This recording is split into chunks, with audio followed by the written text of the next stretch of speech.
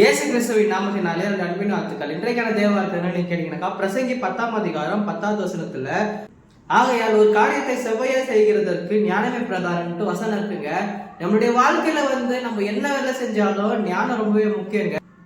இப்போ நீங்க ஒரு வேலை செஞ்சுட்டு இருக்கீங்க, இண்டஸ்ட்ரி இருந்தாலும் சரி, இல்ல வேற எங்கேனாச்சும் வேலை பண்ணியிருந்தாலும் சரி, இல்ல ஐடில இருந்தாலும் சரி. இப்ப இண்டஸ்ட்ரியில ஒரு பொருள் தயாரிக்கிறதுக்கு இந்த சிஎன்சி மிஷின்லாம் ஒரு சைக்கிள் டைம்னு ஒரு ஃபிக்ஸ் பண்ணிருப்பாங்க.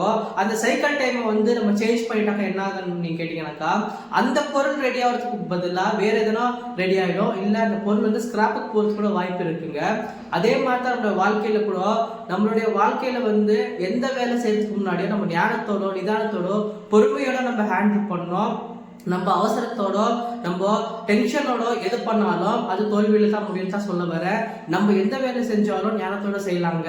கர்த்தருடைய வேதத்தான் சொல்லுது, எந்த வேலை செய்கிறதற்கு அது ஞானத்தை ரொம்ப இம்பார்ட்டன்ட் பைபிள் தான் சொல்லுது, நான் ஒன்றும் சொல்லல. இதோட ஃபுல் வீடியோ டிஸ்கிரிப்ஷன்ல இருக்குங்க.